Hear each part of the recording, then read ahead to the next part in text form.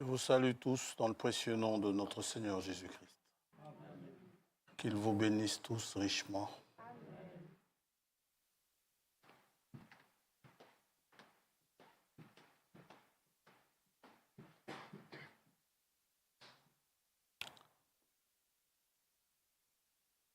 Vendredi, il m'a été dit, oui, effectivement, la rentrée des enfants, c'est le 26. Et on a fixé la Sainte Seine le 25. Du moins chez le côté francophone. Que ça dérange, le 26, le 25, la Sainte Seine. Ça vous contrarie, non? Non. Alors, on maintient la Sainte Seine dimanche prochain. Et à cette occasion, le matin, si frère Benoît est d'accord, parce qu'il n'est pas là, s'il est disponible, je voudrais procéder à un baptême dimanche matin. À 11h, la Sainte Seine commence, comme d'habitude, je crois, à 17h ou 16h30, 16h ou quelque chose comme ça. Bien. Ça va? Fabrice, t'as entendu? Nous avons baptême dimanche le matin. Frère Benoît, ça ne dérange pas? Un baptême dimanche matin. Dimanche prochain. C'est bon? Voilà. Donc, frère Maranatha sera prévenu. Il m'a dit qu'il devait partir juste après les chants. Alors, lui en est parlé. Il a dit que ça lui convient aussi. Donc, ce sera pour le baptême de Noah, ce sera pour dimanche matin. L'autre Noah.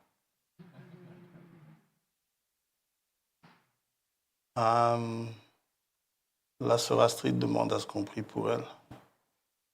Elle aurait bien voulu être parmi nous ce matin, mais il y a sa jambe qui ne lui permet vraiment pas de se déplacer.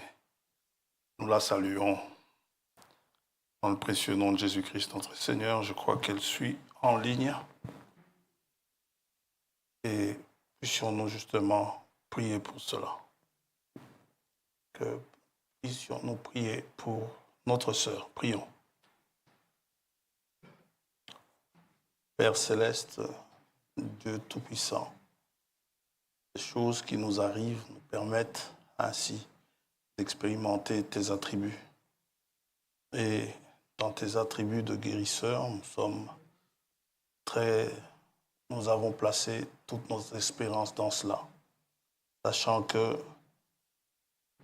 par les meurtrissures de notre Seigneur Jésus-Christ, nous sommes guéris. Porte la guérison à ta servante. Elle aurait bien voulu utiliser sa jambe aujourd'hui, comme le paralytique guéri à la porte appelée la Belle. Utiliser ses jambes pour la gloire du Dieu vivant. Mais la douleur l'en empêche. Nous nous souvenons que Christ a pris sur lui toutes nos douleurs.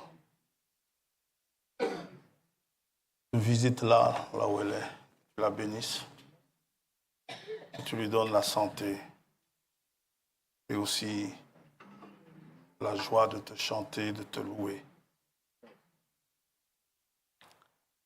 Et si nous avons commis des péchés, nous te demandons pardon pour cela.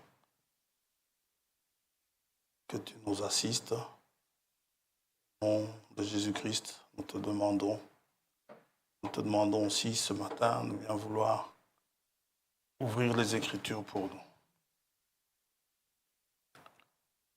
Que tu nous inspires, que tu nous rendes attentifs, afin que nous puissions écouter comme écoutent les disciples. Bénis ta parole ce matin. Puisses-tu préparer nos cœurs à la recevoir et préparer la bouche dans laquelle sera proclamée à ne sortir que ta parole. S'il y a des exemples à donner, que cela soit en ligne avec ta parole.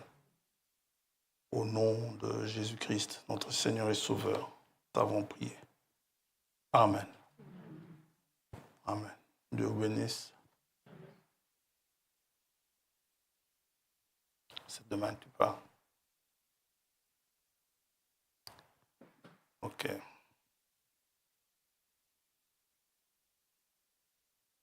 On va attendre de parler.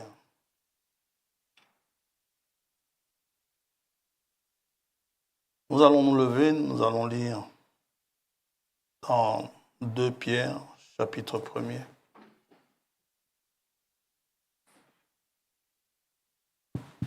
Verset 10.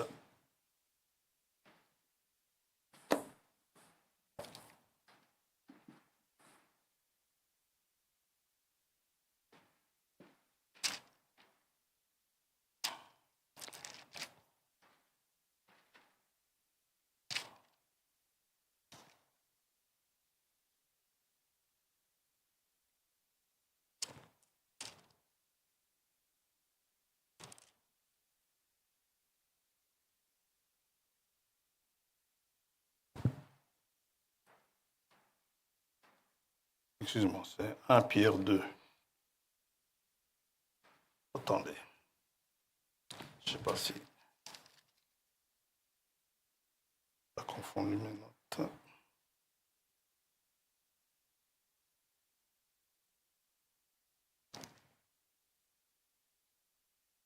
Oui, c'est 2 Pierre. C'était bien, 2 Pierre 1, verset 10.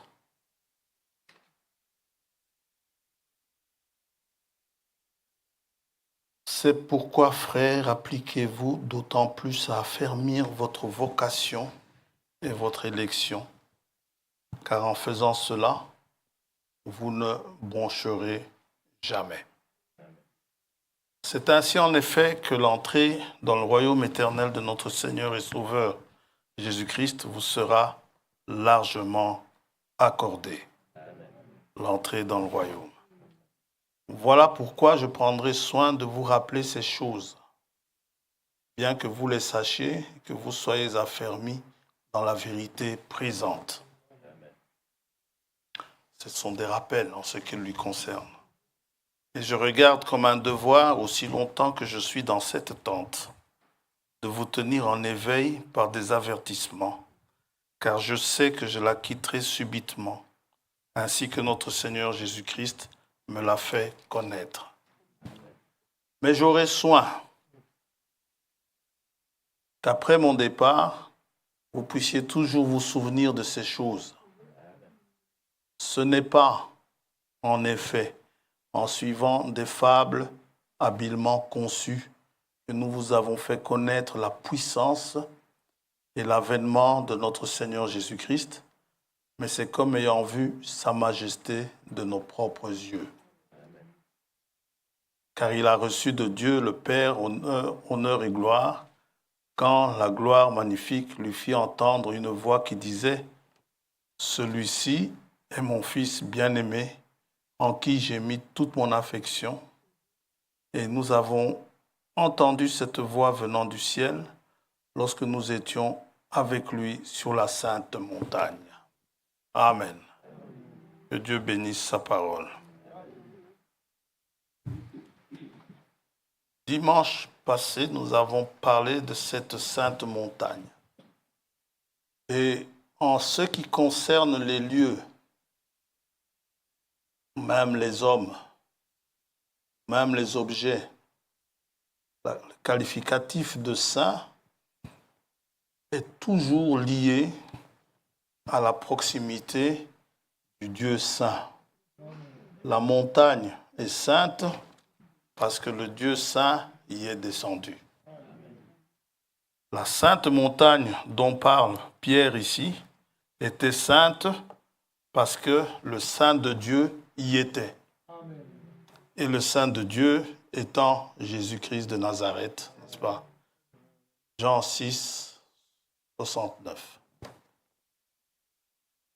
En ce qui concerne Dieu, ça ce sont les lieux, les hommes et tout. Quand on dit la montagne sainte, les saints, les ustensiles saints, Tout ça, c'est une question de proximité avec Dieu. Mais quand on parle du Dieu saint, en fait, il s'agit de sa nature même. Dieu est naturellement saint. Amen. Dieu étant naturellement saint, les séraphins proclament sa sainteté à tout moment. Saint, saint, saint l'Éternel. Vous allez vous dire que c'est fatigant de dire la même chose indéfiniment. Ils ont été créés pour ça. Amen. Et c'est le Dieu parfait qui les a créés pour proclamer la sainteté de Dieu. Ce qui fait la création de Dieu étant parfaite, eux ne se fatiguent jamais. L'homme fabrique les voitures pour rouler. Tant que la voiture est bien, en bon état, elle va rouler. Elle ne va pas se plaindre et vous dire qu'elle est fatiguée. Mais comme c'est une œuvre faite de main d'homme, ça a ses limites. Effectivement, après avoir roulé un certain nombre de kilomètres, elle se fatigue. Mais avec Dieu, ça n'existe pas. La fatigue est venue à cause du péché.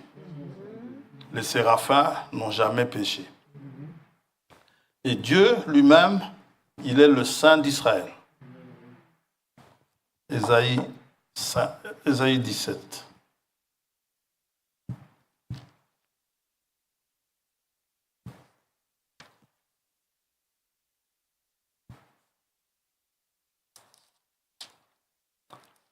Ça, c'est mis à part pour un service, n'est-ce pas? Consacré,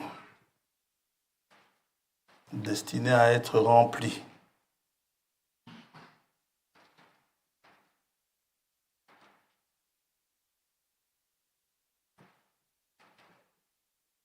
Verset 7, en ce jour, souvent quand la Bible dit en ce jour, il s'agit du jour du Seigneur, le 7e. L'homme regardera vers son Créateur et ses yeux se tourneront vers le Saint d'Israël. Il est le Saint d'Israël. Il y a plusieurs passages qui le disent. Nous n'allons pas tous les lire, mais nous en avons parlé dimanche passé. Pour ce qui est de la Sainte Montagne, donc Pierre parle de l'événement où le Fils de l'homme est venu dans son règne. Selon Matthieu 16, 28,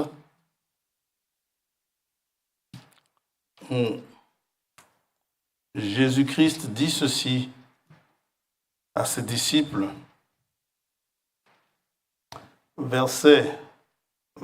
Matthieu 16, verset 27. Car le Fils de l'homme doit venir dans la gloire de son Père, avec ses anges. Et alors il rendra à chacun selon ses œuvres. Je vous le dis en vérité, quelques-uns de ceux qui sont ici ne mourront point qu'ils n'aient vu le Fils de l'homme venir dans son règne. Alors, selon ceux dont il parlait, quelques-uns là, de ceux qui étaient là, nous voyons ici au chapitre 17 qu'il s'agit de Pierre, Jacques et Jean, et qui voient le Seigneur transfiguré devant eux, exactement dans l'aspect qu'il aura lorsqu'il viendra dans son règne. D'ailleurs, ça a même troublé un peu les disciples, disant, mais avant qu'il ne vienne, normalement, avant qu'il ne vienne dans son règne, il nous est dit, au verset 10, les disciples lui posèrent cette question, pourquoi donc les scribes disent-ils qu'Élie doit venir premièrement? Donc Élie doit d'abord venir avant que... Il répondit, il est vrai qu'Élie doit venir et rétablir toutes choses.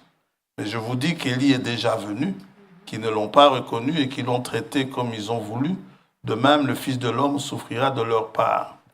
Les disciples comprirent alors qu'il leur parlait de Jean-Baptiste. Jean-Baptiste est l'Élie qui est déjà venu. Il y a un autre Élie qui doit venir. Ça va? Le Seigneur ne se contredit pas.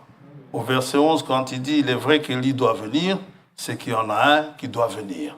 Et celui qui devait venir, il devrait venir rétablir toutes choses.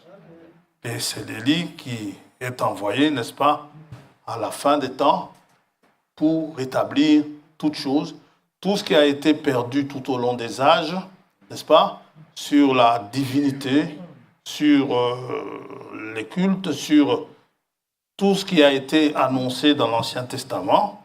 Élie, son travail était de venir rétablir tout cela. Amen. Enlever le fait que les cultes soient juste des rassemblements formels, mais que ça soit de véritables adorations, de véritables cultes en l'honneur du Dieu vivant. Dieu, tout à fait au début, nous le savons, n'était pas tout à fait Dieu, parce qu'il n'y avait rien pour l'adorer. Finalement, il a créé les anges. Les anges, les êtres célestes, pas seulement les anges, mais il y a eu les êtres célestes. Alors là, il est devenu Dieu. Il est Dieu dans les cieux. Et Dieu, ceux-là, l'adoraient. Et il y avait encore d'autres attributs en lui qu'il voulait manifester. Il est amour. Cet amour, il a manifesté grâce à la création du fait qu'il ait créé les hommes. C'est ainsi qu'il a manifesté son amour. Et il nous a dit, Dieu a tant aimé le monde, il a envoyé son Fils unique. Avant qu'il ne soit Dieu, il n'avait personne à qui manifester son amour. Et il a montré cet amour en quittant son trône, venant marcher avec nous, Emmanuel, n'est-ce pas? Dieu avec nous, marcher avec nous, manger comme nous. Il n'est pas descendu dans un palace, dans le luxe. Il est descendu dans la mangeoire, dans une étable, n'est-ce pas, quelque part dans une petite ville à Bethléem. Alors, l'homme, justement, étant là, nous sommes là pour, notre but, c'est d'adorer Dieu. Amen. Et Dieu, pour cela, appelle un peuple au milieu duquel il habite, ce peuple étant appelé un peuple saint. Parce que le Dieu saint est au milieu d'eux. Et dans Deutéronome, là aussi, concernant le peuple saint, il y a beaucoup de passages, mais dans vos méditations, lorsque vous rencontrerez cela, vous comprendrez. Deutéronome 7, 6, « Car tu es un peuple saint pour l'Éternel ton Dieu. » Il s'adresse à Israël. L'Éternel ton Dieu t'a choisi, t'a élu. Tout ce que Dieu a choisi, est destiné à être saint. Amen. Saint, irréprochable. Amen. C'est ce que l'apôtre Paul nous dit. Marie, aimez vos femmes, n'est-ce pas? Éphésiens 5. Parce que comme Christ a aimé son Église, il a lavé, il a purifié, afin qu'elle soit sainte, irréprochable.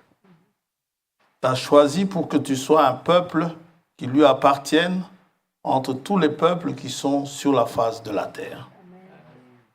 Là, nous sommes dans l'Ancien Testament. Il y a ce peuple saint qui a failli à sa tâche, non pas parce que les ordonnances que Dieu leur a données étaient mauvaises, mais tout simplement parce que les cœurs des anciens n'étaient pas bons. Le cœur de l'homme n'était pas bon. Alors Dieu va faire établir une nouvelle alliance. Amen. La première alliance, elle n'était pas mauvaise, mais l'homme était incapable de tenir cette alliance-là. Alors, Dieu ne va pas changer les termes de l'alliance, Dieu va changer nos cœurs. Amen. Il va changer les cœurs de l'homme Il dit, je vous donnerai un cœur nouveau, un esprit nouveau, et je répandrai mon esprit. Ainsi, vous pourrez faire ce que Dieu vous a ordonné, sans fléchir.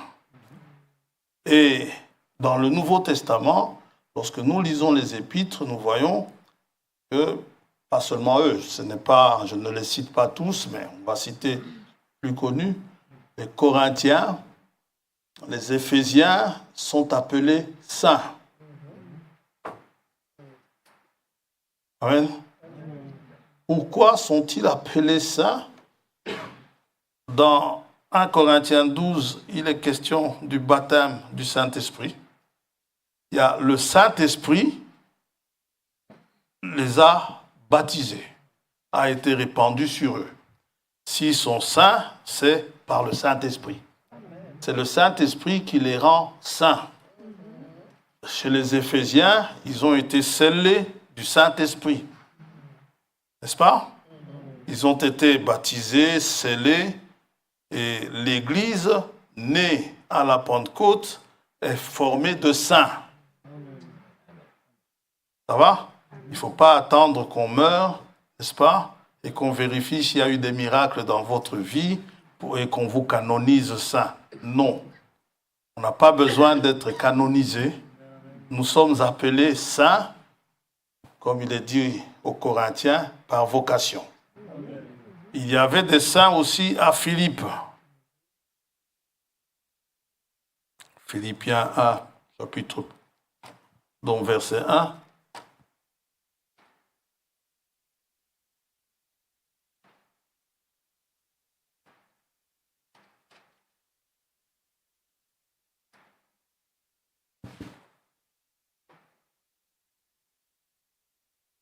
Paul et Timothée, serviteurs de Jésus-Christ, à tous les saints en Jésus-Christ qui sont à Philippe, aux évêques et aux diacres. Que la grâce et la paix vous soient données de la part de Dieu notre Père et du Seigneur Jésus-Christ. Lorsqu'on lit ça, doucement, lentement, nous laissons ça nous pénétrer, nous réalisons ceci, que les épîtres qui sont inspirés par le Saint-Esprit, parce que c'est poussé par le Saint-Esprit que des hommes ont écrit de la part de Dieu, ces épîtres qui sont inspirés sont adressés aux saints, pas à tout le monde. C'est ce que parfois beaucoup de prédicateurs oublient. Les épîtres, la Bible, elle est adressée aux saints. Amen. Ceux qui sont à proximité de Dieu. C'est à eux que la Bible est adressée. Amen. Quand on n'est pas appelé, on n'est pas choisi, on n'acceptera pas ça. Mais si on est choisi, on acceptera. Amen. Et l'apôtre Paul, toujours, sait que les saints ont beaucoup de combats sur la terre. Dans Éphésiens 6, il exhorte les Éphésiens, n'est-ce pas, à ceci, dans Éphésiens 6, 18, « Faites en tout temps par l'Esprit toutes sortes de prières et de supplications. Amen. Ne priez pas n'importe comment. Par l'Esprit. Amen. L'Esprit sait ce qui est convenable de demander. Selon la volonté de Dieu. Et la volonté de Dieu est toujours la meilleure. Amen. Parfois, elle nous écorche. Parfois, elle nous réjouit. C'est selon. Mais le tout, c'est pour notre bien. Amen. Veillez à cela avec une entière persévérance. Amen. Donc, n'abandonnez pas. Amen. Et priez pour tous les saints. Amen. Les saints ont besoin de prière. Amen. Ils ont besoin de prière et ils sont perfectibles. Amen. C'est-à-dire, il y a moyen de les... Il faut qu'ils soient perfectionnés. Amen. Ils ne sont pas nécessairement encore parfaits, mais ils sont perfectibles. Éphésiens 4.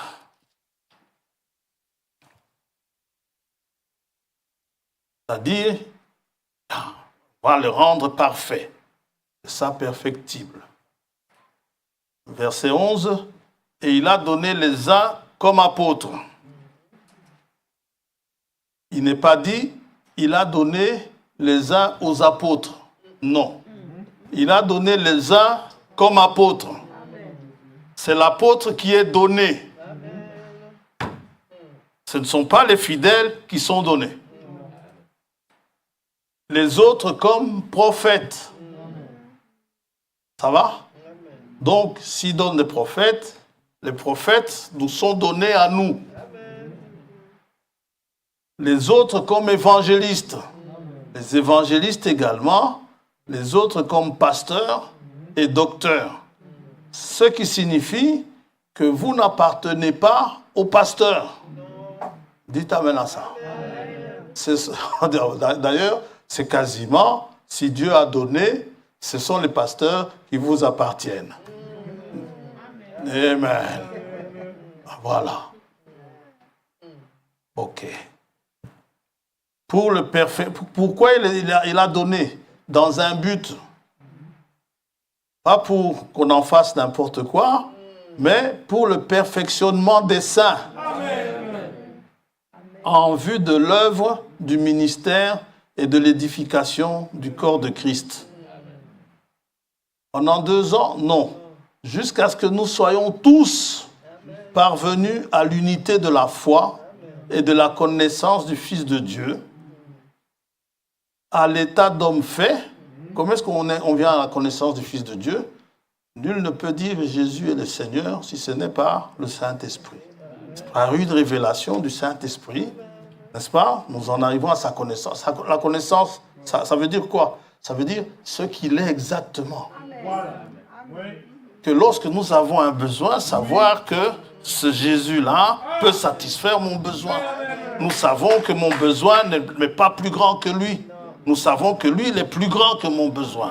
Nous le connaissons. Si nous avons la pleine révélation de lui, si seulement nous savions qui est celui qui nous demande de l'eau à boire, eh bien, si nous savions qui il est, c'est nous-mêmes qui lui demanderions à boire. Ce n'est pas lui qui nous demanderait. Amen. C'est ce qu'il dit à la femme samaritaine. Il dit, si tu savais qui est celui qui te dit, donne-moi à boire. Il dit, je te donnerai de l'eau, et si tu en bois, tu n'auras plus jamais soif. Amen. À la mesure, donc, à l'état d'homme fait, d'homme accompli, ça l'homme fait, entièrement un homme, pas mi-homme, mi-femme, pas mi-homme, mi-animal, mais à l'état d'homme fait. Un homme avec des sentiments. Un animal n'a pas de sentiments. Un mammifère, il est là, il a son instinct, il doit manger, c'est tout ce qu'il sait. Ça va? Il doit fuir les prédateurs, s'il y en a, c'est tout ce qu'il sait. À l'état d'homme, mais l'homme fait, c'est un homme qui sait qu'il y a un Dieu. C'est un homme qui est entier, n'est-ce pas? Qui sait que Dieu l'a créé à son image. Il est différent des autres mammifères. À la mesure de la stature parfaite de Christ. L'homme parfait, c'est l'homme comme Christ. Ainsi, nous ne serons plus des enfants. Des enfants flottant et emportés à tout vent de doctrine par la tromperie des hommes, par leur ruse dans les moyens de séduction, mais en professant la vérité dans l'amour. Ça, c'est le devoir de ceux-là qui ont été donnés comme. Ils doivent professer la vérité dans l'amour et non pas venir avec leurs idées. Nous n'en avons pas besoin. Vous n'avez pas besoin de mes idées. vous avez besoin de connaître la vérité. Et cette vérité doit être professée dans l'amour. Parfois, cette vérité peut faire du bien, parfois, elle peut faire du mal, mais tant que c'est la vérité de Dieu, nous sommes heureux. Nous croîtrons à tous égards en celui qui est le chef, Christ. Amen. Ouais. Donc, c'est le but pour lequel il y a des apôtres, des prophètes, des évangélistes, des pasteurs et des docteurs. Amen. Ils ne sont pas là pour dominer sur vous. Et vous n'avez pas besoin, quand vous venez leur dire bonjour, vous n'avez pas besoin de faire des révérences. Ce sont vos frères sauvés par grâce, exactement comme vous. Amen. Amen.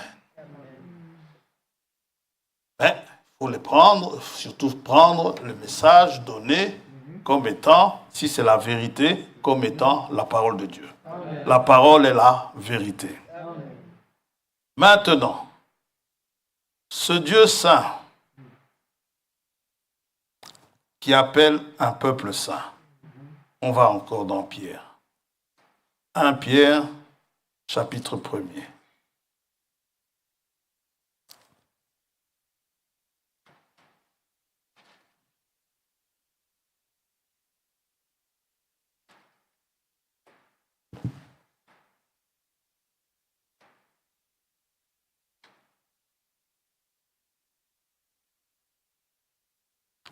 Versets 15 et 16.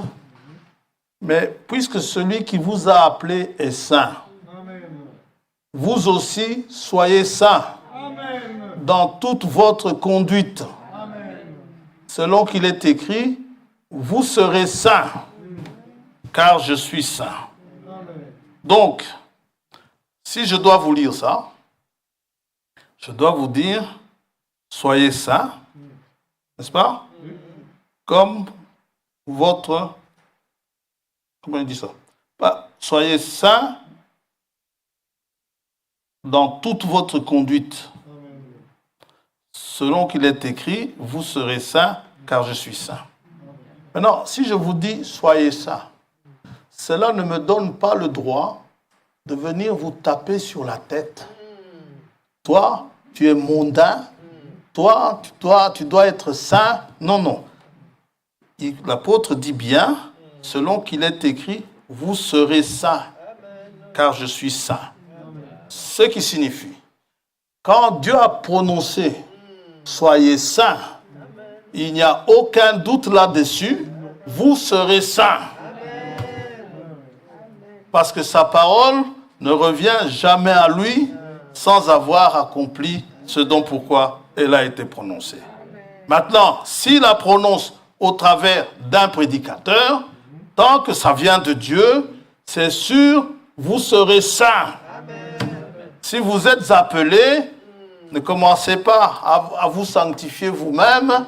Hein, dites seulement Amen, acceptez la parole. Vous allez voir, cette parole va agir en vous. Amen. La parole de Dieu est une parole vivante.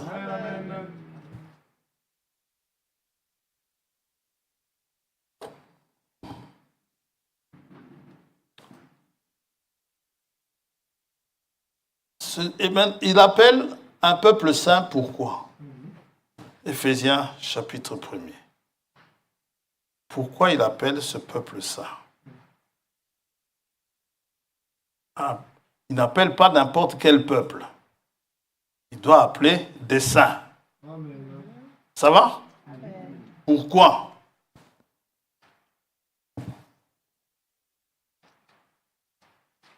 Paul, apôtre de Jésus-Christ, par la volonté de Dieu, pas à tous les Éphésiens, non, aux saints qui sont à Éphèse et aux fidèles en Jésus-Christ.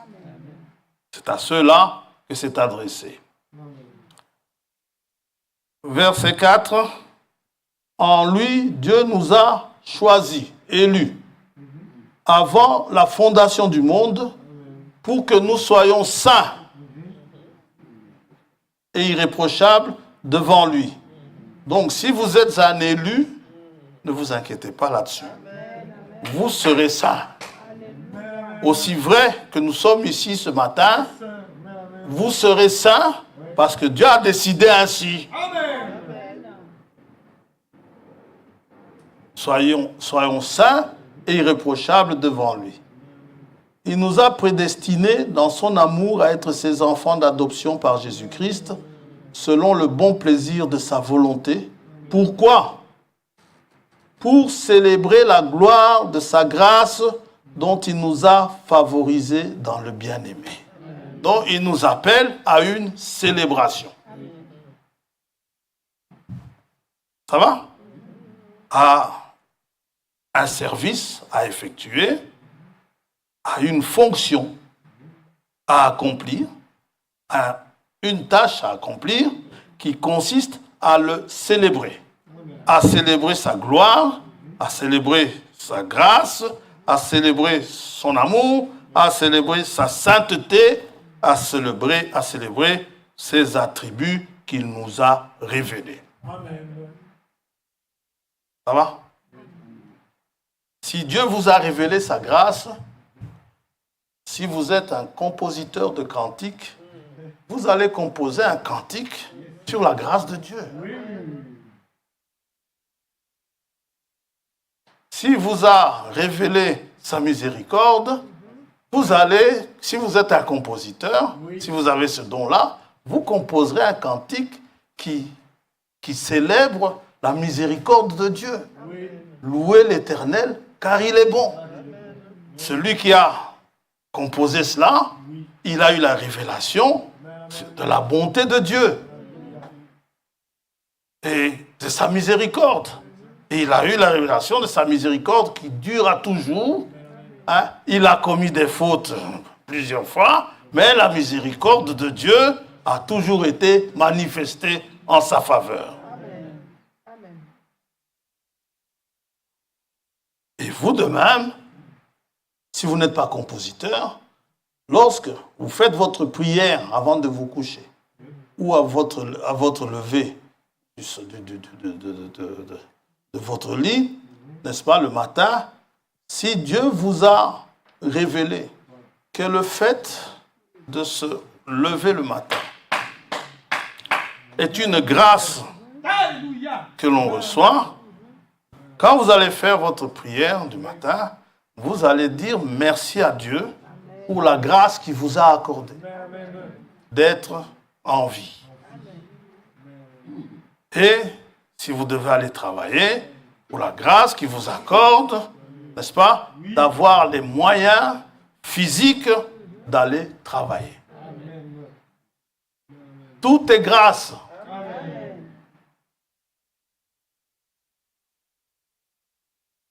C'est déjà arrivé de jeunes gens qui, la veille, n'ont absolument rien. Il y en a un qui était arrivé il y a quelques années, n'est-ce pas? Il a pris sa Bible, dit qu'il voulait lire sa Bible le matin, la nuit, toute la nuit, et le matin, on l'a ramassé mort. Mort subite. Et quand vous vivez ce genre de situation, vous réalisez que se lever le matin, c'est une grâce.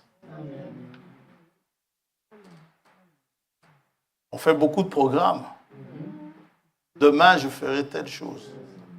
Après-demain, je ferai telle chose. Il y en a qui ont un agenda déjà bien rempli pour toute la semaine qui va commencer.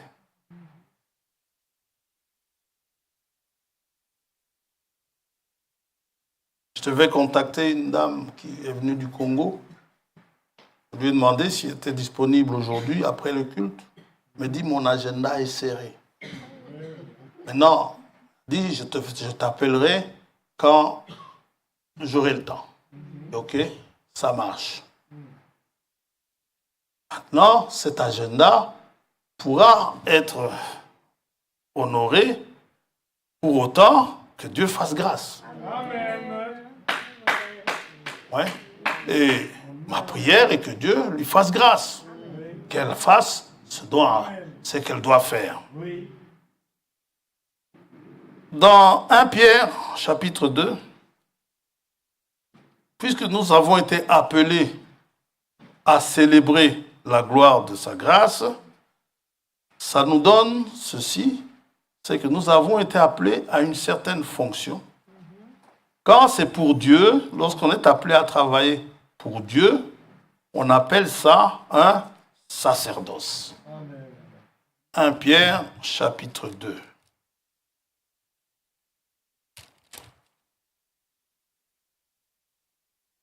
Les catholiques parlent des prêtres disant qu'ils sont dans le sacerdoce. 1 Pierre 2, verset 4.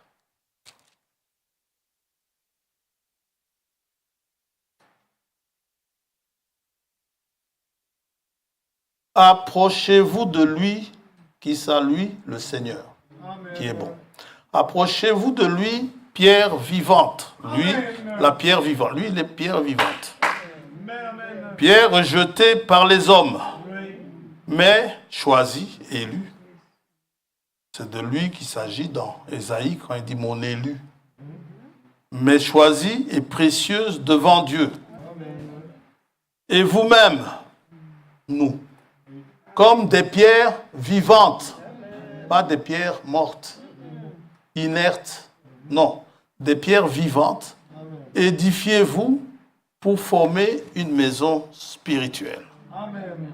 Dans une maison, en principe, on est censé tous s'entendre et tous s'aimer. On aime son frère, on aime sa sœur. Les parents aiment les enfants. Les enfants aiment les parents.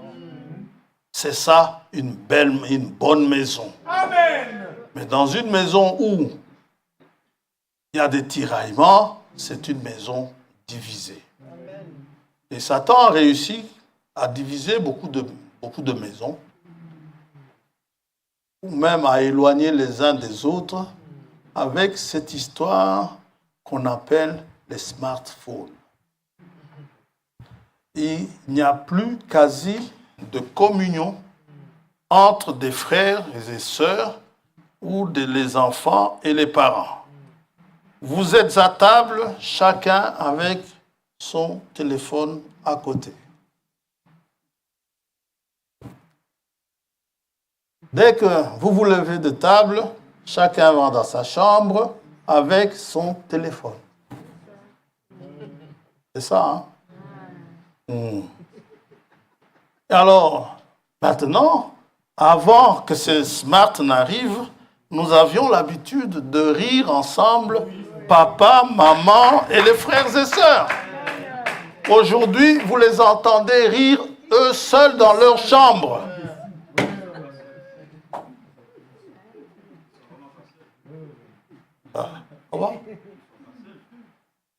Ils ne sont pas seuls, mais il rit, physiquement, il est seul. Il rit seul là-bas dans sa chambre. Oui, il est avec qui? Vous l'avez dit, il est avec son téléphone.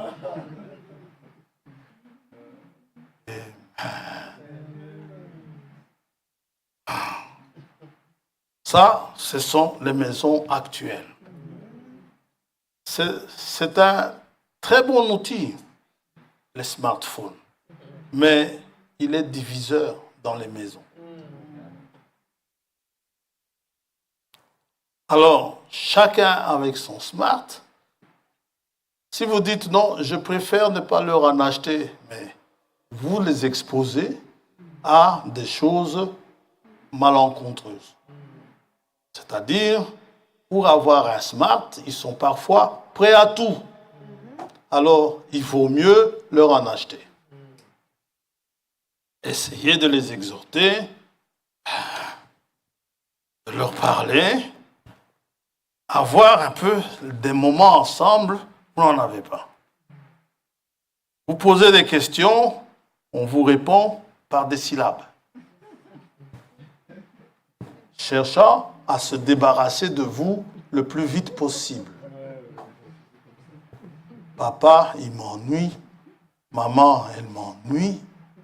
Avec de vieilles choses, alors que lui ou elle est en train de regarder des choses qui lui sont beaucoup plus intéressantes en ce qui le concerne. Oh. Et pas seulement parents, enfants, dans les couples également. Le mari est avec son téléphone, la femme avec le sien. Et quand il n'y a personne au bout du fil, on vous a mis des jeux. Alors, tu vois, vous allez voir une personne concentrée sur un jeu pendant des heures et des heures, essayant de battre des records. C'est diabolique, c'est tout. Vous voulez battre absolument ce record. On vous pose une question, laisse-moi un peu tranquille, je veux battre ce record.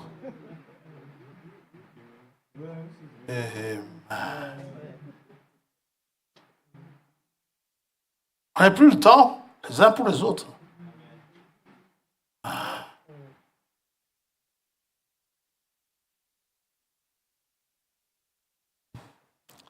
1 Pierre 2, nous y sommes. Précieuse devant Dieu, et vous-même, comme des pierres vivantes, édifiez-vous pour former une maison spirituelle, un saint sacerdoce. Ce sera le titre, Fabrice. Un saint sacerdoce. Afin d'offrir des victimes spirituelles agréables à Dieu par Jésus-Christ. Car il est dit dans l'Écriture, « Voici, je mets en Sion une pierre angulaire, choisie, précieuse, et celui qui croit en elle ne sera point confus. » L'honneur est donc pour vous qui croyez, mais pour les incrédules, la pierre qu'ont rejetée ceux qui bâtissaient est devenue la principale de l'angle et une pierre d'achoppement et un rocher de scandale. Ils s'y heurtent pour n'avoir pas cru à la parole, et c'est à cela qu'ils sont destinés. Ça, ce sont les incrédules. Mais vous, au contraire, vous êtes une race élue. Amen. Vous n'ignorez pas votre Père Céleste à cause de votre smartphone. Vous avez un contact avec le Père Céleste. Maintenant, le problème est celui-ci. Si déjà le Père terrestre, vous l'ignorez, qu'en est-il du Céleste?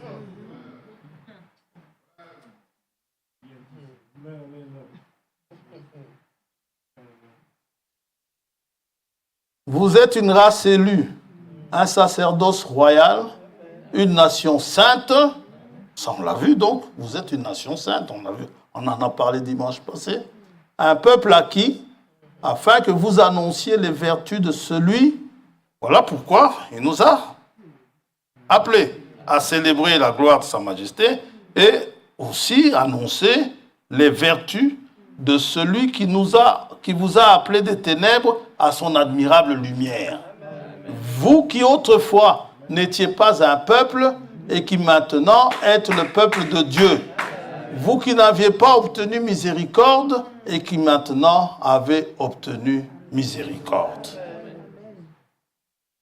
Donc, un saint sacerdoce. C'est une dignité. On l'a vu. Vous êtes élevé à un certain rang. Ce rang consiste à vivre à proximité du Dieu vivant, du Dieu majestueux.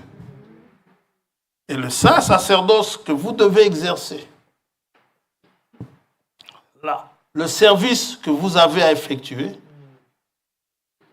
vous ne pouvez l'effectuer que si vous êtes un saint.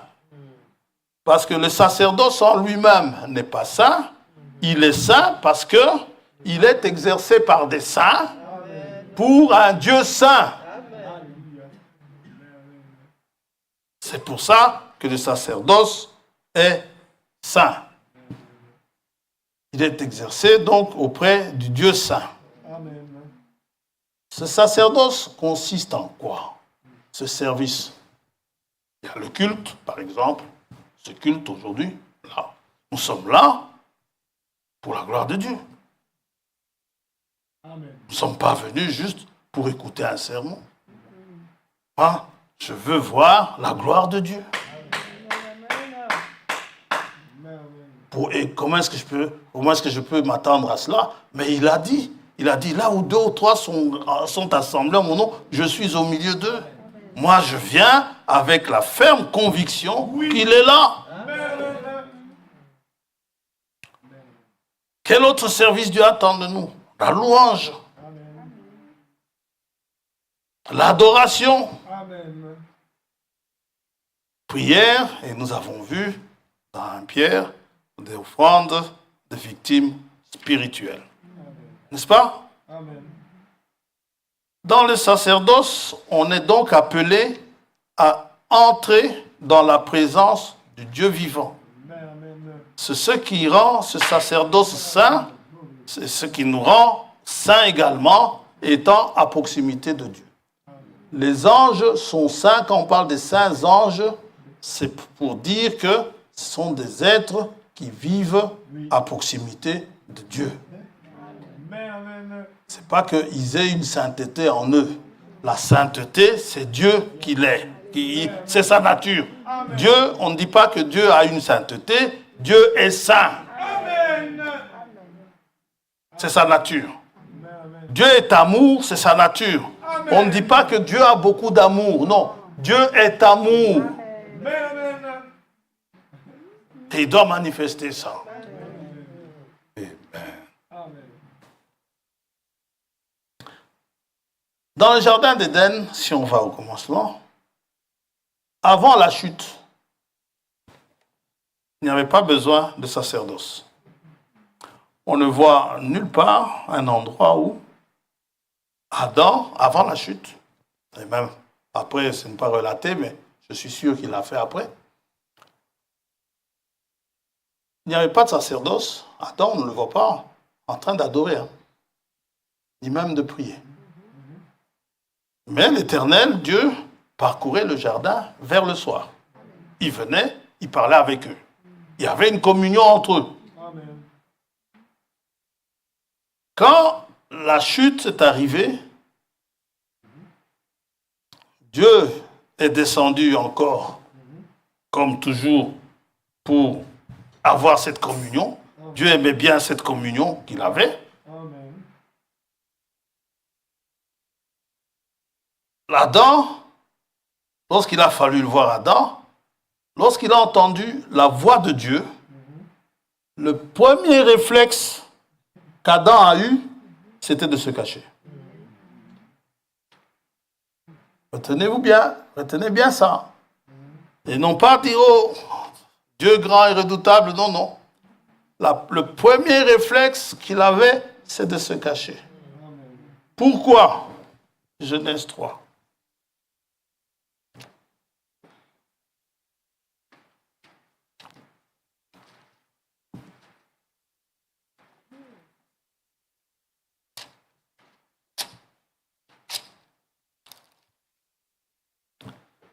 Verset 7.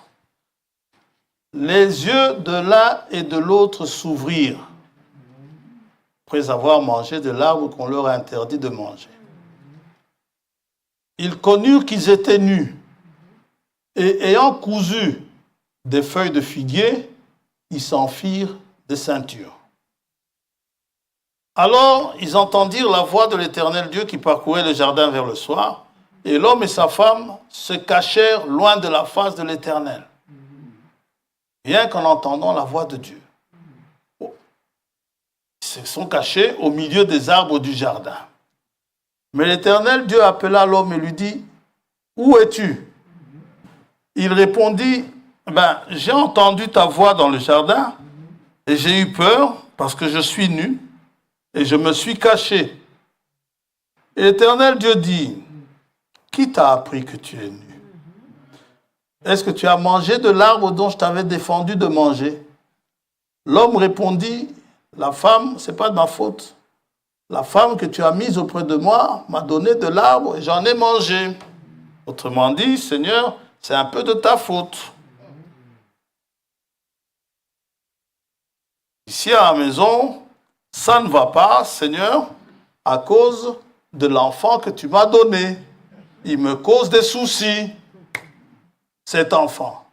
Il n'obéit pas. Tu n'aurais pas dû me donner cet enfant. Maintenant, si Dieu te donne cet enfant, si Dieu ne te le donne pas, pardon, qu'est-ce que tu vas dire? Dieu m'a privé d'un enfant. Réjouissez-vous de ce que Dieu vous a donné. Si Dieu vous a donné un époux, réjouissez-vous-en. Si Dieu vous a donné une femme, une épouse, réjouissez-vous. Il vous a donné des enfants, c'est une bénédiction. Maintenant, s'il marche mal, il y a un Dieu qui change les cœurs. Priez Dieu. Amen. Ah, Dieu te bénisse. Maintenant, ils se sont cachés parce qu'ils étaient nus. Je vais vous dire une chose. Ça m'est venu ce matin. Même si ces ceintures de feuilles de figuier, même si c'était des tuniques en feuilles de figuier, cela n'aurait pas marché non plus. Si ça pouvait marcher, Dieu leur aurait tout simplement dit, eh bien, écoutez, faites des tuniques. C'est mieux des tuniques que rien que des ceintures.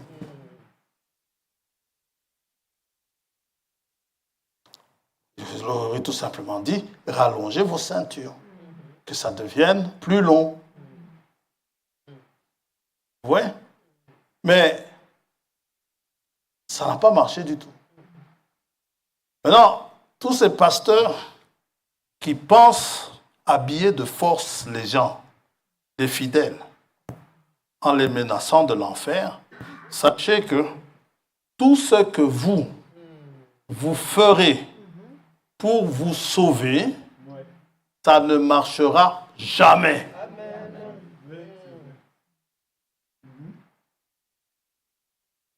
Jamais. Amen. Ils pouvaient se coudre même des habits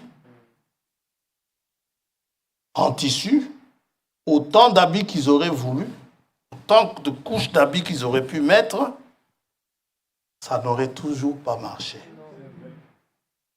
Ils se seraient cachés en disant, Seigneur, j'ai entendu ta voix, je me suis caché parce que je suis nu. Frère François, tu n'es pas nu. Ah, je vais vous lire ça. Donc, ils auraient même pu essayer d'autres feuilles que des feuilles de figuier. Je ne sais pas quels autres arbres étaient là-bas dans le jardin. Hein? On a dit la fois passée. On est trois dont on est sûr qu'il était. Il y en a trois dont on est sûr qui étaient là. Les pommiers, les gens disent que Adam et Ève ont mangé une pomme. Je ne sais pas s'il y avait des pommiers dans le jardin d'Éden. La Bible ne le dit pas.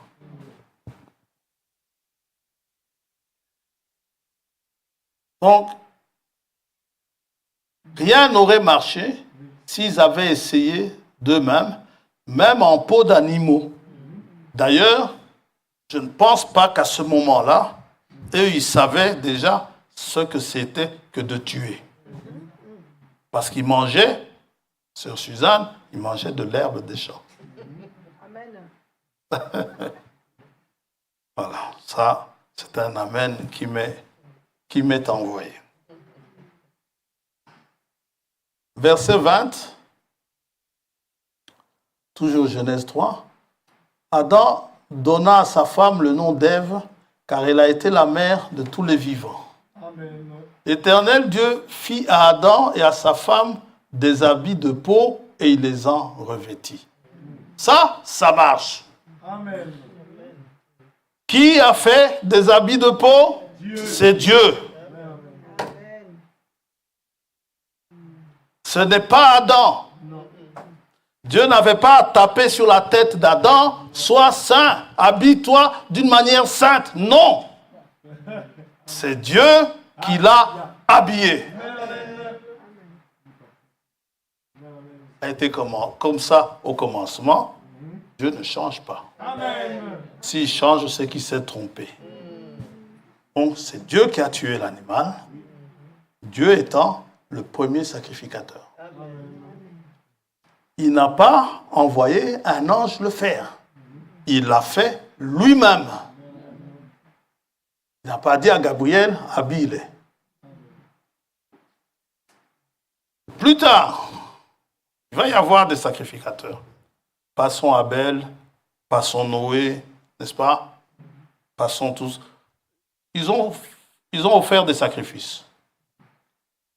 Nous arrivons jusqu'à Aaron, pour gagner du temps.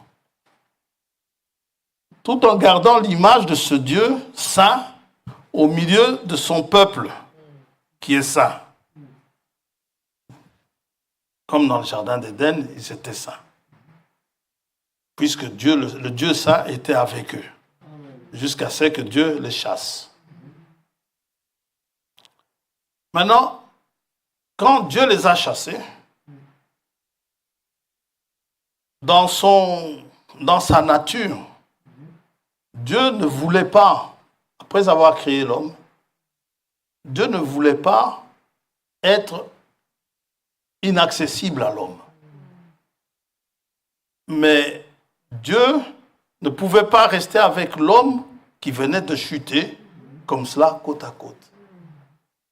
C'est pourquoi lui-même a établi un plan. De telle manière qu'à l'exécution de ce plan, l'homme lui soit rapproché. Malgré la chute. Que cet homme ne reste pas, que l'homme ne reste pas éloigné de lui. C'est lui-même qui aura concocté ce plan-là. Et Dieu va, n'est-ce pas, choisir une catégorie de gens qui pouvaient se tenir dans sa présence et qui pouvaient ainsi intercéder en faveur des autres. Alors, cette catégorie de gens que Dieu va choisir, Dieu va devoir les élever à une certaine dignité pour que ce soit des gens qui peuvent entrer dans sa présence. Et Dieu lui-même va faire de sorte que ces gens-là, qui sont aussi des pécheurs, puissent entrer dans sa présence. Ça va? On se suit? Normalement, entrer dans sa présence, personne ne peut le faire. Et ces gens-là qui pourront entrer dans sa présence, ils pourront ainsi venir intercéder en faveur des autres, de ceux qui ne peuvent pas à cause des péchés. Donc, dans le peuple d'Israël, Dieu va choisir une tribu qui va exercer un travail d'intercession, un travail de ministère, un ministère, disons, qui va permettre, n'est-ce pas, à Dieu de rester, qui va permettre, au peuple d'Israël de rester à proximité de Dieu.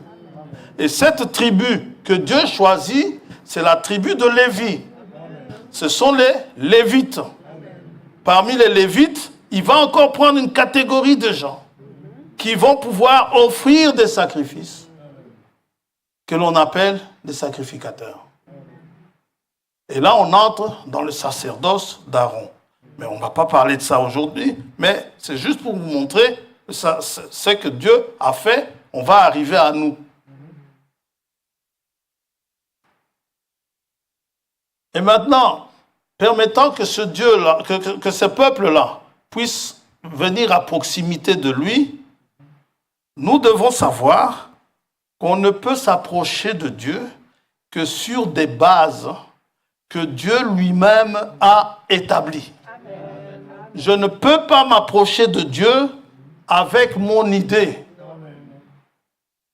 C'est ce que Adam et Ève ont essayé. Avec des ceintures de feuilles de figuier, peut-être que ça va marcher. Eh bien non, ça n'a pas marché. Dieu a montré que lui seul pouvait trouver un moyen pour que nous puissions nous approcher à nouveau de lui. Gloire à Dieu. C'est ça la responsabilité des ministres qui ont été donnés les uns comme. Pouvoir, dans les cultes qui sont autant de célébrations, dans les cultes, dans l'adoration, dans les exhortations, je ne sais pas moi, dans tous ces services-là, dans la prédication de la parole, n'est-ce pas? Pouvoir annoncer la parole, que les gens puissent entendre ce que Dieu attend d'eux, ce que Dieu veut faire d'eux, et tous ceux qui reçoivent cette parole, la parole agit en eux et fait d'eux exactement ce que Dieu veut qu'ils soient. C'est Dieu le Créateur. La nouvelle naissance est une nouvelle création.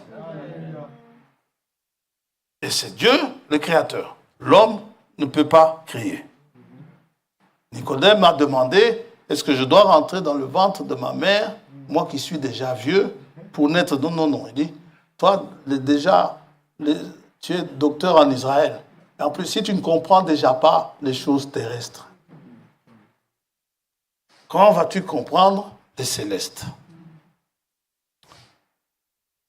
S'approcher de Dieu dans d'autres conditions que celles que lui a établies, c'est dangereux. Dans l'Ancien Testament, c'était dangereux même physiquement. Aujourd'hui, c'est dangereux même spirituellement. Vous pouvez être mort spirituellement et célébrer de culte, vous persuadant vous-même que vous êtes sauvé, en ignorant ce que Dieu vous demande de faire. Déjà, dans Exode 19, Dieu dit à Moïse, dis au peuple, je vais descendre sur la montagne. Dis au peuple surtout de ne pas s'approcher de la montagne. Quiconque s'approchera de la montagne sera puni de mort. Vous pouvez lire ça dans Exode 19, verset 12. Gardez-vous de monter sur la montagne ou d'en toucher le bord, même le bord. Quiconque touchera la montagne sera puni de mort. Verset 21 également, l'Éternel dit à Moïse, descends, fais au peuple la défense expresse de se précipiter vers l'Éternel pour regarder de peur qu'un grand nombre d'entre eux ne périssent. Verset 24, l'Éternel lui dit, va, descends, tu monteras ensuite avec Aaron, mais que les sacrificateurs et le peuple ne se précipitent point pour monter vers l'Éternel, de peur qu'il ne les frappe de mort. Moïse descendit vers le peuple et lui dit ces choses. Moïse avait ce privilège de pouvoir entrer dans la présence de Dieu en tant que prophète. Tellement, si bien que son grand frère et sa grande sœur, Aaron et Myriam, ont pensé bon de s'en prendre à lui. Dieu a appelé Myriam et Aaron, il leur a dit, écoutez, je sais bien que c'est votre petit frère, mais un autre prophète, je me montrerai à lui par des énigmes, des visions, songes. Mais à Moïse, je lui montre une représentation de l'Éternel. Vous devez craindre Moïse. Et ça, ceux qui s'approchent de Dieu doivent être craints. Et vous ne le savez pas. Mais sachez ceci, que dans vos rassemblements, parfois dans les rassemblements mixtes, où ce n'est pas nécessairement entre frères et sœurs en Christ, sachez ceci, que tant que vous vivez, vous êtes quelqu'un qui a vécu, qui vit auprès du Seigneur Jésus-Christ, vous inspirez la crainte. Ils ne vous le diront pas, Mais au moment de vous parler, ils choisiront les mots à dire et les sujets de conversation. Ils ne viendront pas avec des conversations stupides auprès de vous. Ils viendront avec des conversations sérieuses.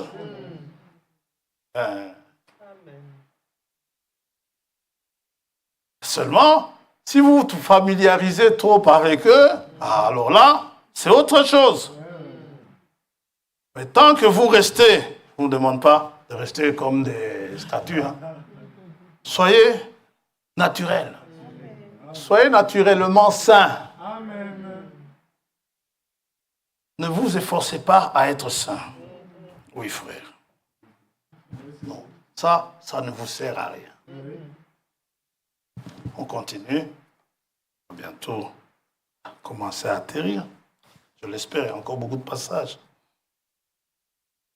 Revenons à Aaron pour bien comprendre.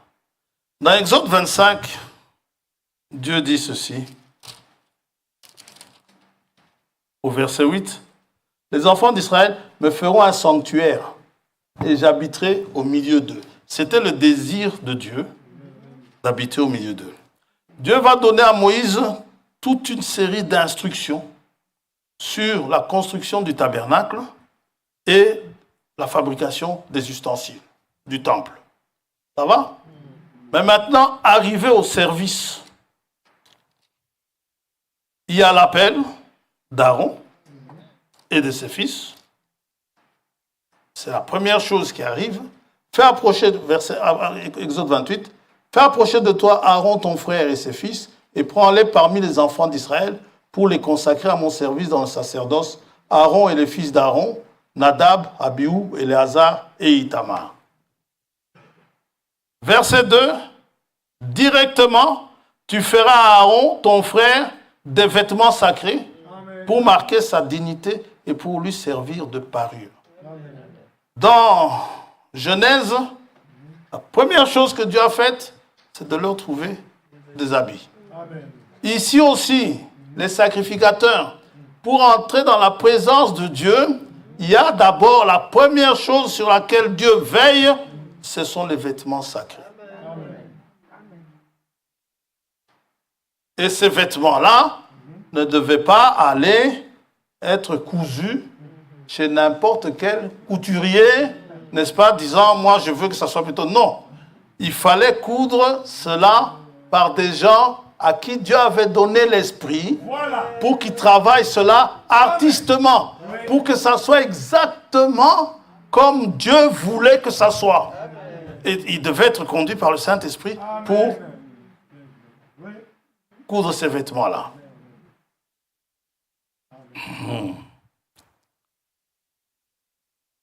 Ça ne suffisait pas d'apporter n'importe quels habits décents, mais seulement ce que Dieu voulait. Mais malgré tout, ces habits-là ne les rendaient pas saints. On connaît l'exemple des fils d'Aaron, Nadab et Abihu, qui ont apporté un feu étranger. Lévitique 10, n'est-ce pas? 1 à 2. Vous pouvez lire cela. Ils ont été punis de mort, séance tenante. On connaît l'exemple des fils d'Élie, le sacrificateur. 1 Samuel 2.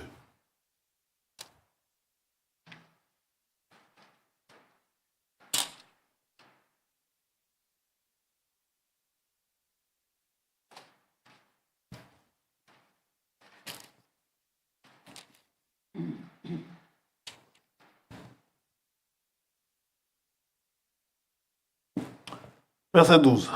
Les fils d'Élie étaient des hommes pervers. Et pourtant, ils étaient sacrificateurs. Ils s'habillaient en habits de sacrificateurs. Artistement travaillés. On se suit? Et ne connaissaient point l'Éternel. Pourtant, ils étaient fils de sacrificateurs.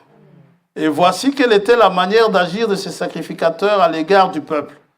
Lorsque quelqu'un offrait un sacrifice, le serviteur du sacrificateur arrivaient au moment où l'on faisait cuire la chair, tenant à la main une fourchette à 3 dents. Or, Dieu a bien réparti les morceaux. Eux, ils venaient, ils piquaient au hasard. On ne méprise pas les offrandes. Les offrandes faites à Dieu, c'est à Dieu. Ça va? C'est à Dieu. Il y a de ces serviteurs de Dieu qui utilisaient les dîmes et les offrandes. Non, utilisez les dîmes. Ça, c'est votre problème, Dieu vous a donné. Mais les offrandes, c'est à Dieu. Et quand il n'est plus besoin d'apporter des offrandes, Dieu vous dira, n'apportez plus d'offrandes. Ça va? Les offrandes, c'est à Dieu. Mais vous pouvez continuer à lire ce que les fils d'Élie faisaient. Lisez jusqu'au verset 17. Donc, malgré qu'ils étaient habillés correctement, ils étaient pervers. Le monde dit, l'habit ne fait pas le moine. Ça a une part de vérité, oui. Ce n'est pas que, parce que vous avez cette tenue des sacrificateurs, que vous êtes réellement saint, et que Dieu a dit vous serez saint, vous serez... Maintenant, reste à savoir si Dieu l'a dit à vous. Parce que Dieu ne parle qu'à ses saints. Et les fils d'Élie faisaient n'importe comment. L'habit ne fait pas le moine, mais le moine fait l'habit. Ça, c'est moi qui dis ça. Parce que un moine, qu'est-ce qu'il va faire? Il va s'habiller en moine. Il est moine. Moi, je ne suis pas moine. Si je m'habille en moine, je ne suis pas moine. Mais un moine, il va s'habiller en moine. Un sacrificateur va s'habiller en sacrificateur, mais il y en a qui sont habillés en habit de sacrificateur qui ne le sont pas. Un saint va s'habiller comme un saint, mais quelqu'un qui est habillé comme un saint n'est pas nécessairement un saint. On se comprend? L'habit ne fait pas le chrétien. Le chrétien, c'est sûr, il s'habille correctement, mais il y a des gens qui s'habillent correctement, qui ne connaissent rien du Dieu vivant. Aujourd'hui, il n'y a plus de temple, ni ce qu'on appelait autrefois le lieu saint ou le lieu très saint. Mais les cultes existent toujours. Il y a toujours des cultes, n'est-ce pas? On rend toujours culte à Dieu. Quel genre de culte? Romains 12, par exemple. Romains 12, verset 1er. Je vous exhorte donc, frères, par les compassions de Dieu, à offrir vos corps, offrandes. On ne méprise pas les offrandes de l'Éternel.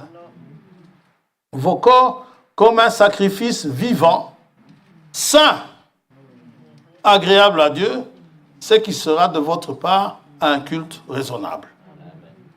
Ne vous conformez pas au siècle présent, mais soyez transformés par le renouvellement de l'intelligence, afin que vous discerniez quelle est la volonté de Dieu, ce qui est bon, agréable et parfait. Philippiens 3.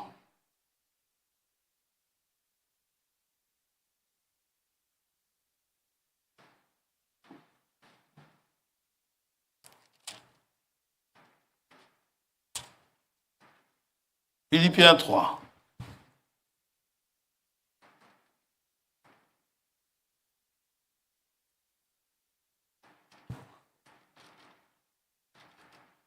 Au reste, mes frères, verset 1er, réjouissez-vous dans le Seigneur. Comme Pierre, je ne me lasse point de vous écrire les mêmes choses. Et pour vous, cela est salutaire. Prenez garde aux chiens, les païens. Prenez garde aux mauvais ouvriers. Prenez garde aux faux circoncis. Car les circoncis, c'est nous, qui rendons à Dieu notre culte. Nous le rendons comment? Par l'Esprit de Dieu, par le Saint-Esprit. Ça va? nous avons intérêt à ce que chaque fois que nous rendons un culte à Dieu, que nous puissions bénéficier de la présence du Saint-Esprit. Notre culte par l'Esprit de Dieu, qui nous glorifions en Jésus-Christ et qui ne mettons point, donc nous qui nous glorifions en Jésus-Christ et qui ne mettons point notre confiance en la chair. Des cultes, donc, il y en a toujours. Des adorateurs, il y en a encore. Jean 4.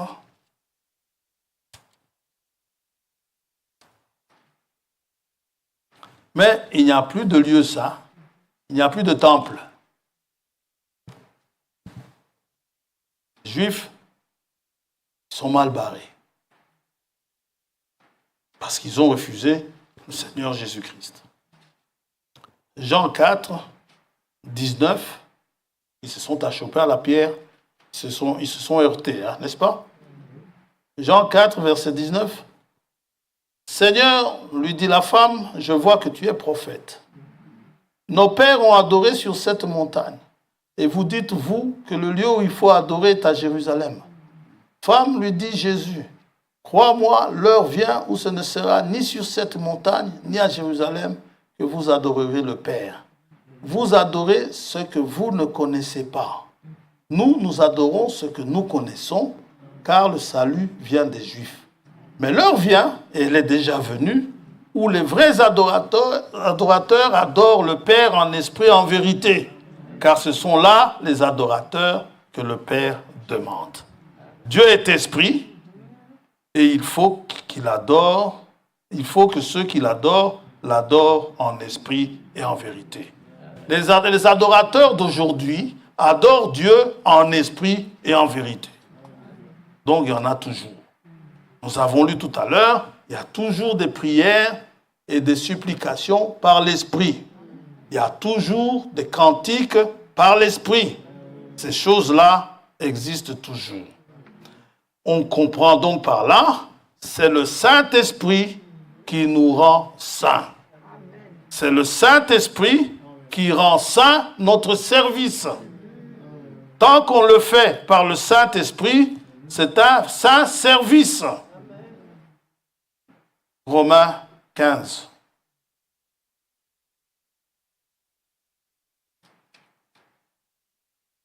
Verset 15. Cependant, à certains égards, je vous ai écrit avec une sorte de hardiesse, de courage, comme pour réveiller vos souvenirs à cause de la grâce que Dieu m'a faite d'être ministre de Jésus-Christ parmi les païens. Je m'acquitte du divin service. Le service qu'il faisait, il l'appelle divin. Donc ça venait de Dieu, du divin service de l'évangile de Dieu, afin que les païens, vous et moi, lui soient une offrande agréable, étant sanctifiés par l'Esprit Saint.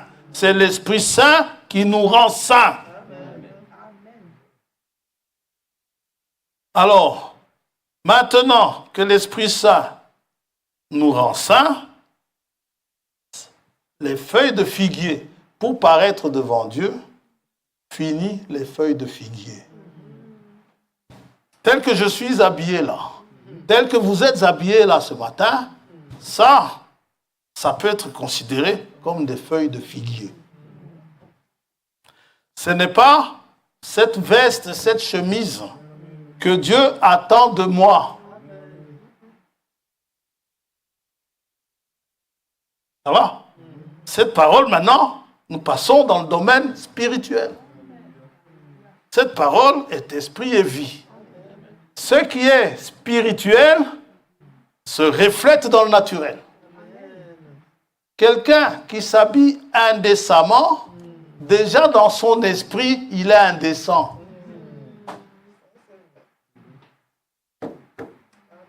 Quelqu'un qui est décent intérieurement, naturellement, il sera décent.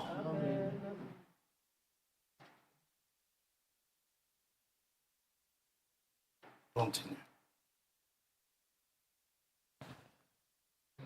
La prédication de l'évangile est destinée aux saints. elle n'est pas destinée à tout le monde.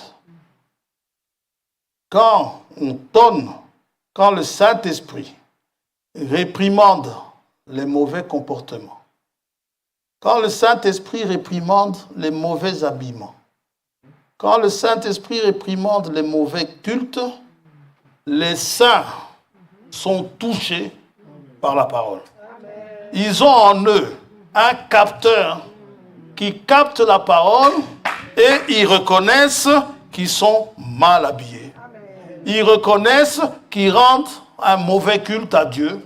Ils reconnaissent, pourquoi? Parce qu'il y a quelque chose en eux qui leur montre qu'ils sont dans le faux.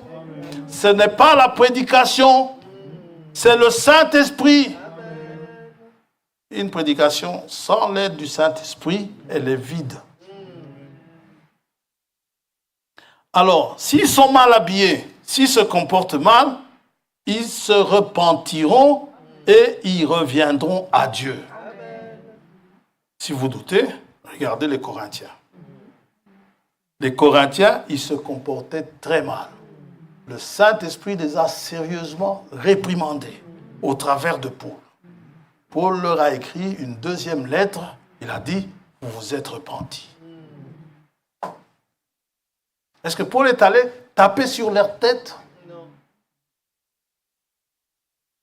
Paul n'est pas parti taper sur leur tête.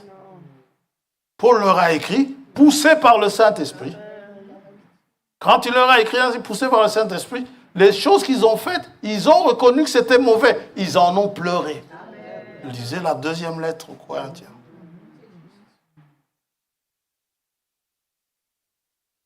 Et c'est la prière que l'on peut faire aujourd'hui. Que le Saint-Esprit continue à faire son œuvre. Il ne s'agit pas de toujours venir répéter les mêmes choses. Attention aux habillements, attention. Dieu veut nous sauver. Pour ce qui est de nous habiller saintement, le Saint-Esprit s'en charge. Dieu s'en charge. C'est Dieu qui a habillé Adam et Ève dans le jardin d'Éden. C'est encore Dieu qui a habillé Aaron et les enfants d'Aaron. C'est encore Dieu qui habille aujourd'hui.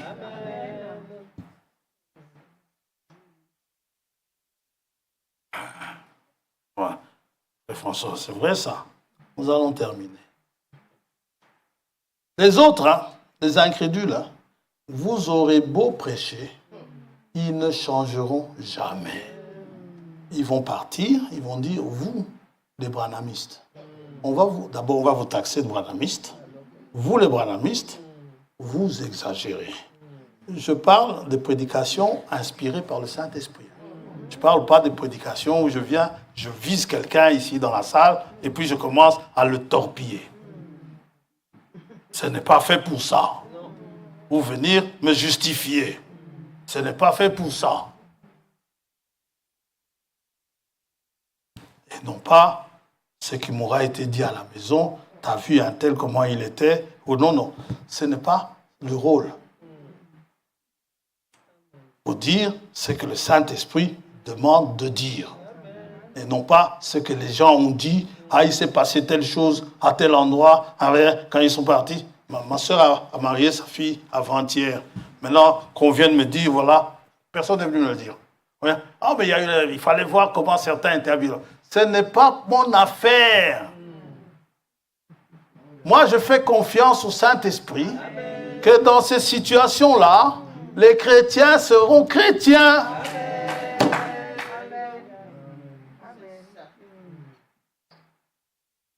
Où est le problème? Amen. Laisse Dieu conduire et le prédicateur et l'auditeur. Un saint sacerdoce.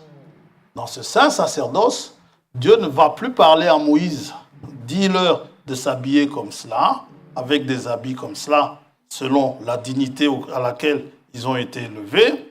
Désormais, moi-même, je sais comment les habiller. Le Saint-Esprit lui-même va venir nous habiller. Et ça, nous verrons cela la prochaine fois. La semaine prochaine, nous avons nous avons Sainte Seine. Laodicée, je termine par là. Laodicée a ceci de particulier. Nous vivons dans Laodicée, n'est-ce pas? Laodicée a ceci de particulier. Croit faire les choses bien, en fait, elle est complètement à côté.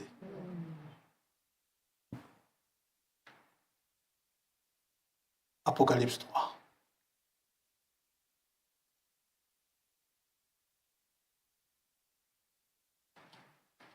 Verset 14. Écrit à l'ange de l'église de Laodicée. Voici ce que dit l'Amen, le témoin fidèle et véritable, le principe de la création de Dieu. Je connais tes œuvres. Je sais que tu n'es ni froid ni bouillant. Puisses-tu être froid ou bouillant? Vous savez, un tiède, dites-lui de devenir bouillant. Vous allez voir,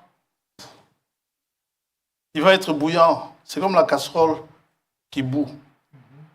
Le couvercle va monter, et puis à un moment donné, il descend. Si Dieu n'est pas en lui, il va écouter votre exhortation, il va faire ses efforts. Arrêtez de faire des efforts personnels. Vous reconnaissez que vous êtes tiède. C'est le moment de vous mettre à genoux. Dites à Dieu, confessez vos péchés. Confessez votre tiédeur à Dieu. Dites-lui, Seigneur, je suis tiède. Rends-moi bouillant. S'il te plaît. Et Dieu vous rendra bouillant. On continue. Qu'est-ce que Laodicée dit? Sinon, si tu es ainsi parce que tu es tiède et que tu n'es ni froid ni bouillant, je te vomirai de ma bouche. Maintenant, qu'est-ce que Laodicée dit? Et c'est là que je voulais en arriver. Tu dis, je suis riche. C'est Laodicée. Je me suis enrichi et je n'ai besoin de rien. Je connais tout, je sais tout. J'ai tout ce qu'il me faut, frère. J'ai les brochures, j'ai tout. J'ai tout ce qu'il me faut. Qu'est-ce que tu veux venir me montrer? Je n'ai besoin de rien. Et parce que tu ne sais pas que tu es malheureux, misérable, pauvre, aveugle et nu. C'est justement en cet âge où les gens pensent, ils se séduisent eux-mêmes. Ils pensent parce qu'ils voient qu'ils ont des bons pantalons. Comment vous dites ça? Ou bien les slim ou machin, je n'en sais rien. Ils ont de bons pantalons. Ils disent, oh, moi maintenant, je suis sauvé. Non. Belle jupe bien longue, donc je suis sauvé. Non. Celui qui est sauvé porte de bons pantalons. Celle qui est sauvée porte de bonnes jupes. Oui. Mais Dieu vous dit, en fait, tu es aveugle. Je te conseille d'acheter de moi et non pas d'aller chez le couturier. Non. Il dit, viens acheter ça chez moi. Je te montrerai comment il faut t'habiller. Je te conseille d'acheter de moi de l'or éprouvé par le feu afin que tu deviennes riche. Que tu saches quelle est la vraie richesse et que tu achètes des vêtements blancs. Ce que tu as là, ce n'est pas des vêtements blancs. Cet accoutrement que vous critiquez là, vous pouvez critiquer à raison, mais ce n'est pas un vêtement blanc. Le vêtement blanc, selon la parole de Dieu, c'est ce que Dieu lui-même donne. Vous êtes parti acheter chez lui, sans argent, sans prix.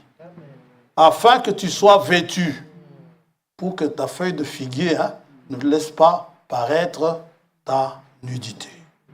Afin que tu sois vêtu et que la honte de ta nudité ne paraisse pas.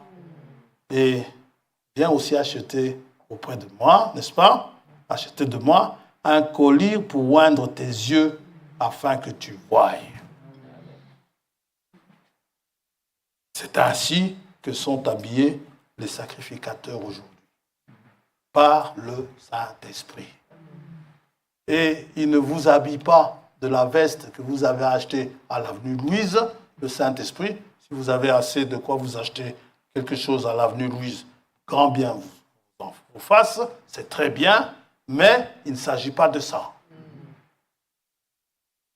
L'habit dont Dieu parle, nous le verrons, c'est tout à fait autre chose que ce que nous pensons. Maintenant, cet habit-là, s'il est convenable en nous, extérieurement, devant le monde, l'habit sera aussi convenable. Que Dieu vous bénisse.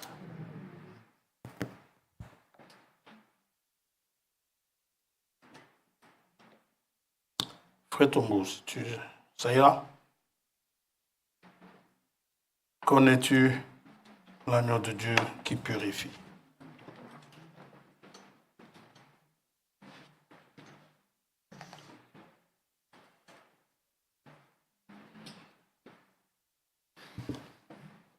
Et nous allons prier.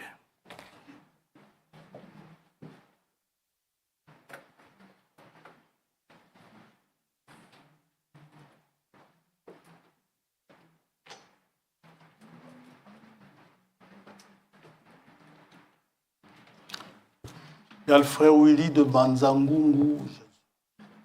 Il y a un frère à Banzangungu qui s'appelle frère Willy qui nous adresse des salutations. Et nous le saluons également. Que le Seigneur le bénisse. On va commencer dans le verre.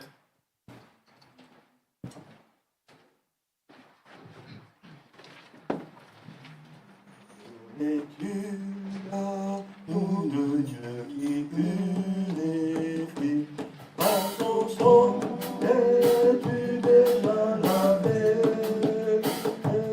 Ton habit est pur aussi blanc que neige tu lavé dans le sang de l'agneau. Es-tu l'agneau de Dieu?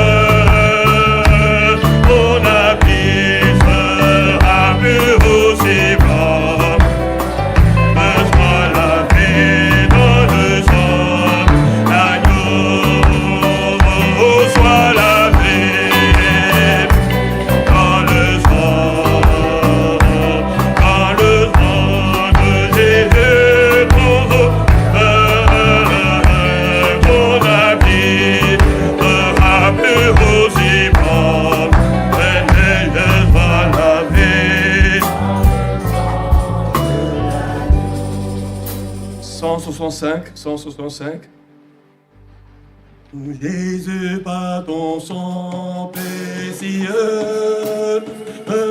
enlève mon iniquité. Regarde-moi plus haut des cieux, dis-moi que tu m'as pardonné. Jésus, par ton sang précieux, enlève mon iniquité.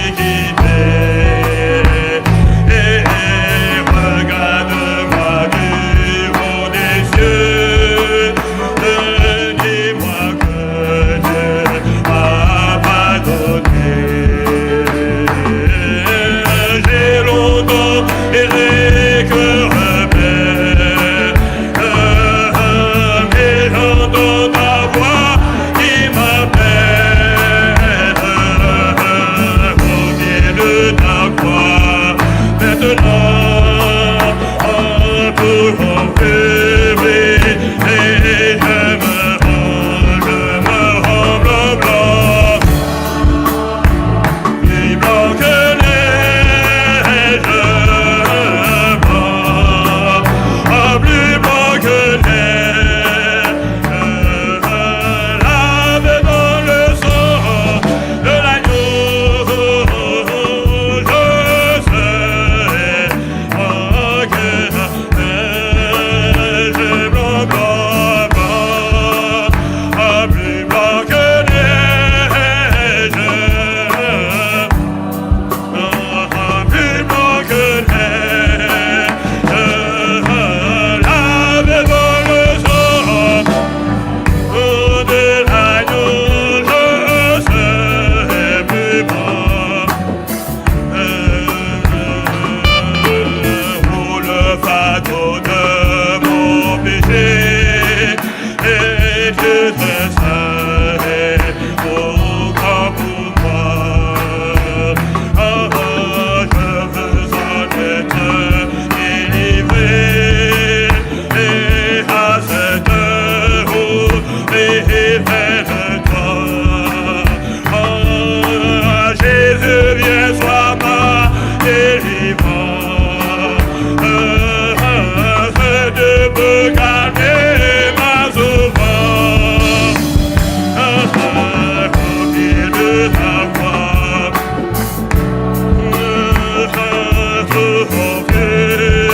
et si je me rends blanc, blanc, plus blanc que neige, plus blanc que neige, lavé dans le sang de l'agneau, je serai plus blanc que neige, blanc, blanc, blanc, plus blanc que neige, plus blanc que neige, lavé dans le sang de l'agneau, je serai plus blanc que la neige. Oh Jésus, ton sang précieux a lavé mon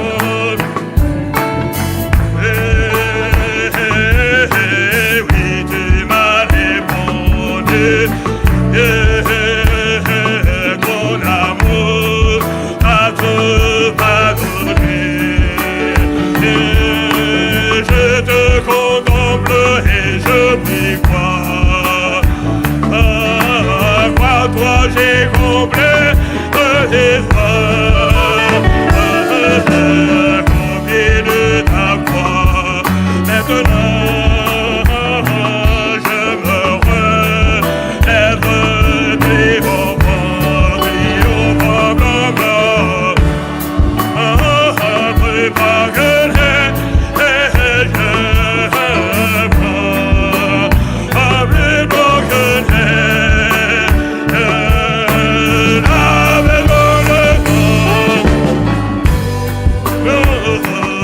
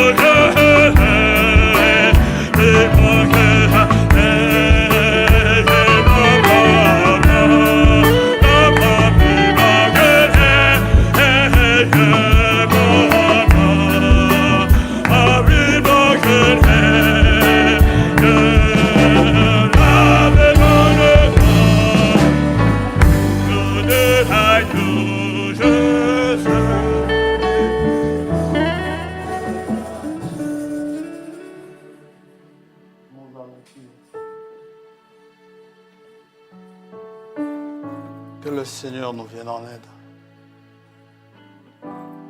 Que nous puissions aller acheter de lui ces vêtements blancs qui nous permettent ainsi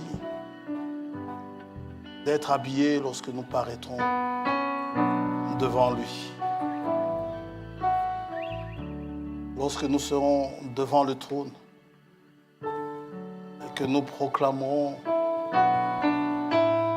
notre reconnaissance pour la grâce qu'il nous aura faite, de nous avoir rachetés, de nous avoir lavés, de nous avoir habillés, de nous avoir fait de nous des sacrificateurs, de nous avoir élevés en dignité, que nous puissions aller jusqu'à lui et acheter de lui ces choses.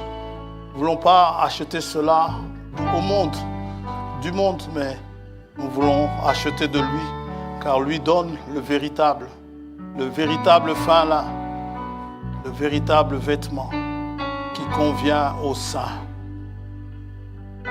Bénis tes enfants.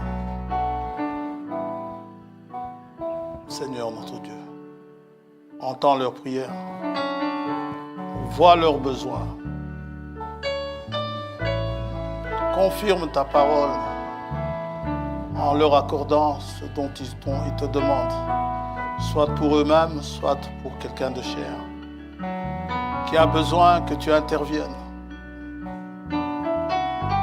Le temps des miracles n'est pas passé. Nous reconnaissons que ce temps est encore là. Peut-être sommes-nous habillés de la mauvaise manière lorsque nous nous approchons de toi par l'Esprit. Habille-nous de la bonne manière, que nous puissions nous approcher du trône de miséricorde, sachant que le voile a été déchiré de haut en bas, nous projetant ainsi dans ta présence,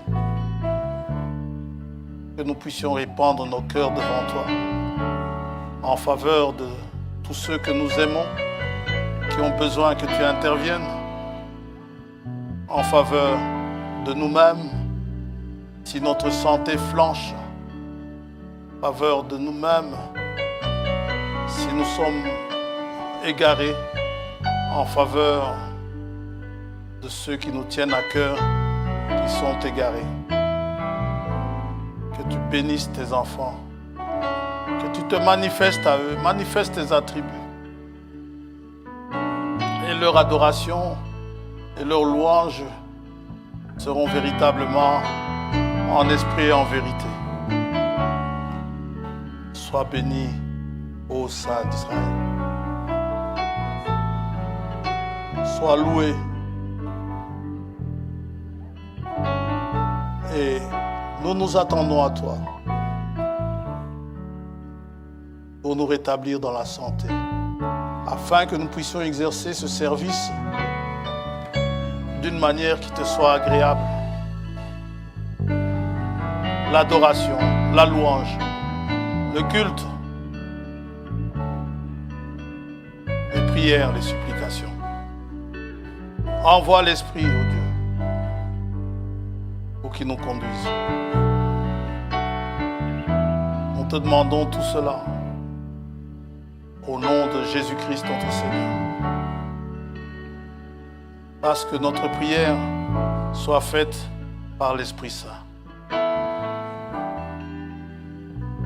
Afin que tu nous exauces et nous te disons déjà merci. Accompagne tes enfants.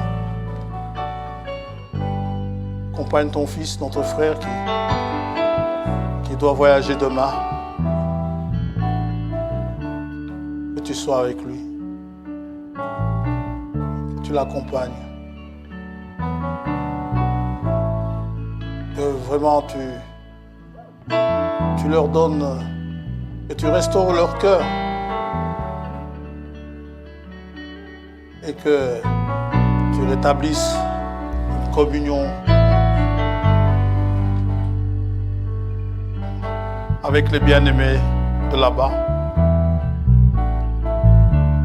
Et que nous de même, nous restions aussi en communion et que notre communion soit avec le Père. Au nom de Jésus-Christ, notre Seigneur, nous t'adressons notre prière. Amen.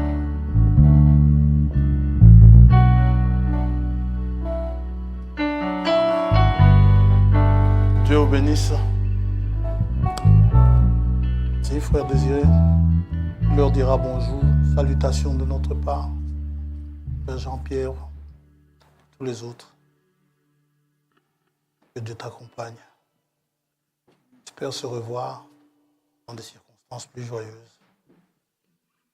Seigneur te bénisse. Un bon voyage. Que Dieu vous bénisse.